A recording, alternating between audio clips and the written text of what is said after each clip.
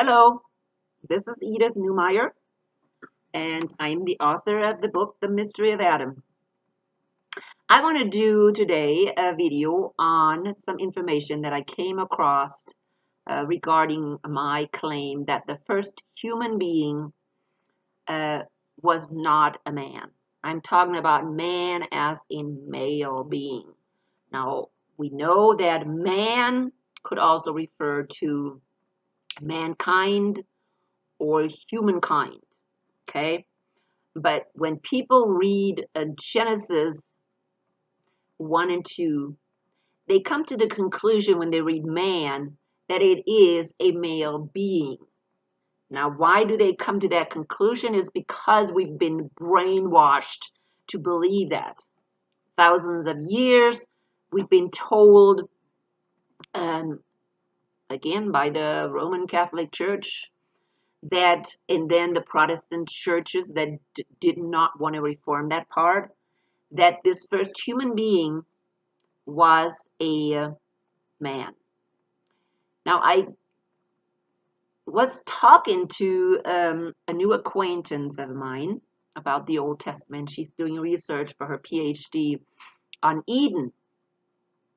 And she made me kind of think about this translation of that word, that original Hebrew word, ha-adam, into the next translation, which was the Greek translation, which was the Septuagint. And that's the Old Testament, if you want, was used by the non-Hebrew speaking Jews, okay, during Jesus's time. There was a translation done for those people that did not speak Hebrew as their mother tongue, but they were still Jews. And so they translated it into Greek. And so that was the Septuagint. And so I was kind of interested in finding out. I came up with this idea that, well, maybe checking the Septuagint for how they translated that word ha-adam, which was the original text, or which later was then translated into the English as man. How did they translate it into the Septuagint? Which was extremely interesting. Okay, so that's what I put in my computer.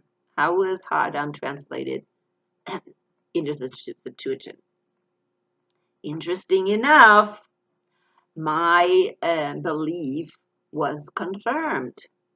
That word was translated as anthropos, okay, anthropos, which is the name for human being, or the word for human being, which later on, of course, was translated into the German language as Mensch, okay, human being, can be male or female, okay. Now, here comes the problem. Here comes the problem. In the Greek culture, women were not considered to be a human being. So women were not considered to be an anthropos.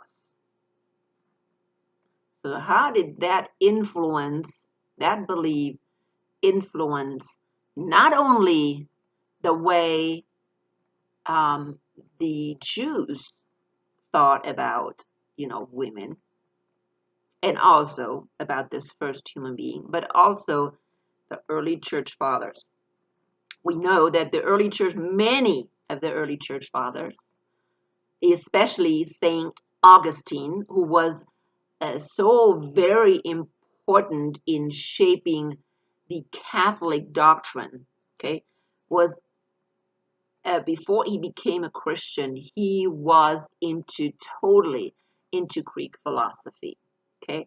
So he was indoctrinated into this belief that women were not human beings, and that came out absolutely in his philosophy and his theology and his belief and the way women later on were treated in the church.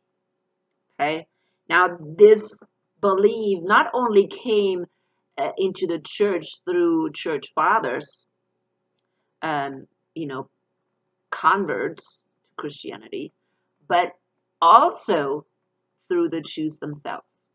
I have done some study and I have, shared that on my video, that before the time before Christ, which was the time between the time when they returned from the Jews returned from the Babylonian captivity, very soon after that, the Greek took over the world empire from the Persians. Okay, and so when they returned, the Jews were under the Hellenistic dominion of the Greek. Okay, it's called Hellenistic dominion, and I have brought that up. And so that Hellenistic thinking shaped their belief and their perception and their interpretation of the Bible. Okay, including, of course, what? The Septuagint, which was the Greek translation of the Old Testament from the Hebrew. Okay, so when these scholars, most or lots of even the Jewish scholars, were also Greek scholars at the time, they were influenced extremely by Hellenistic thinking. I mean, the whole culture, we know that, was influenced by Hellenistic thinking. Okay, the study is done about that. So, and I'm not going to go into detail and mention those again. I have mentioned them before in my videos. There's numerous studies done that this happened during this time period before Jesus came, that the Jews were totally influenced by Hellenism or Hellenistic thinking. That means the Greek philosophers. That could have influenced their thinking about this first human being. Well, only men can be human beings, so this Adam had to be a man, because it could have not been a woman, because a woman is not a human being. Because I always wondered very strongly, how in the world this change happened, this change into believing that the first human being was actually, male and female in one. And I know people say, oh, this androgynous being, androgynous, I don't even know what androgynous means. I believe it's genderless being. I don't think it was genderless. I think both um, both ingredients were there. Okay, man and the woman's ingredients were there. It was a totally, according to Philo, um, who lived around Jesus' time, and according to him, who kind of, you can see the trend of him going towards believing, that the man was the first human being, but he still believed that this first human being was very different than the two human beings that started to exist after the division.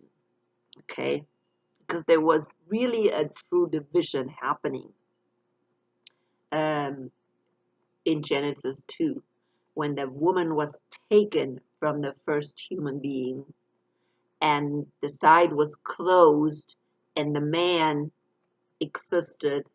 The first time that word ish was used, and then of course he finished something with the woman and isha was formed. Okay, each time it was a forming, it was not a creation, it was a forming. All the ingredients of the woman were taken away from that first human being. Okay, so that first human being was a combination, had both ingredients in it. It was very different, very, very different in it. And I cannot tell you how it was. Okay, I think maybe we cannot even imagine because the Bible doesn't tell us very little about how this first human being looked, but it says clearly, Ha-Adam means human being. It does not mean that Ha-Adam means man, as in male. Okay? Now, the problem again arose not because the English translation used man. I think it's more, I think the English speaking people can be more misled. But again, even the non-English speaking people, cultures that actually have, like for instance, anthropos or mensch as the word translated, they still fall into this belief that the first human being was actually a man, male being. Okay, so again, I thought this was just really an interesting study that I was doing. Coming up with that fact was very extraordinary, and again, really, showed that my belief is not so far off. Well, not so far. It's not off at all. Okay. Again, do your own study.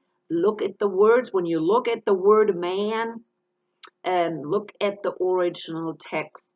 If it says Ha-Adam in the very beginning, okay, in the beginning stages, actually it's all the way through throughout, I would say,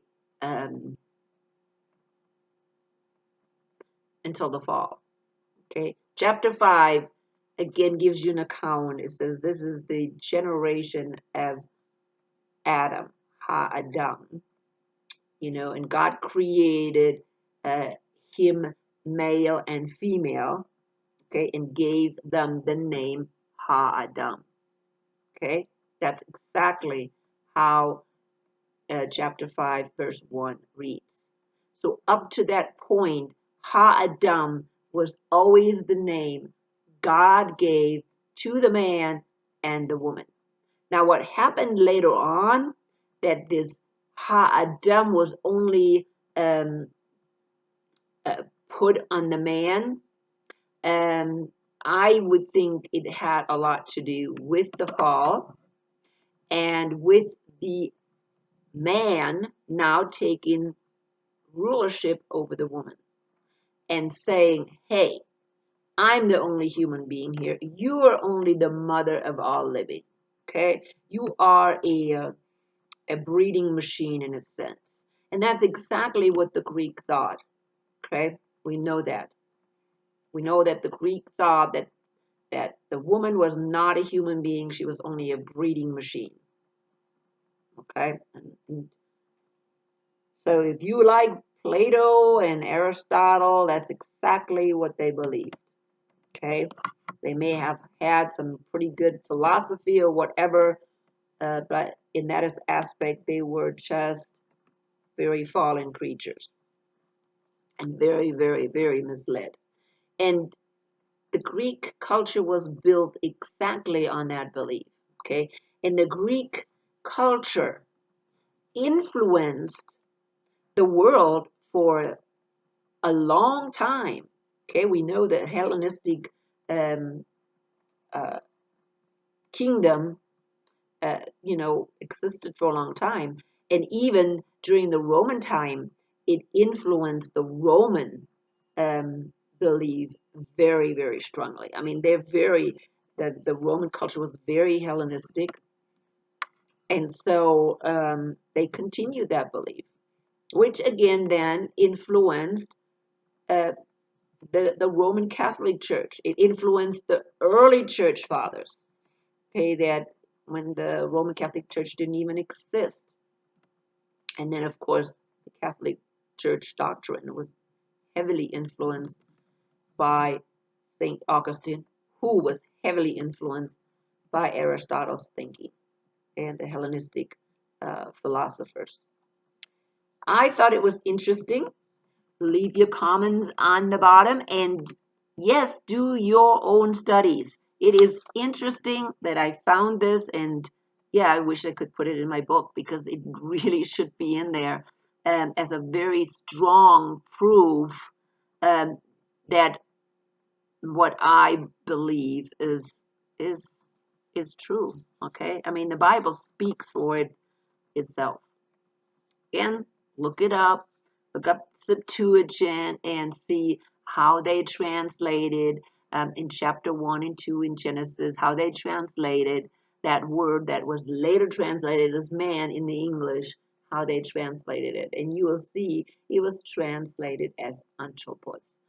Now, again, sometimes it was, again, used as a name like Adam, but that did not come into existence until later. And I believe it came into existence um, after the woman was giving a new name.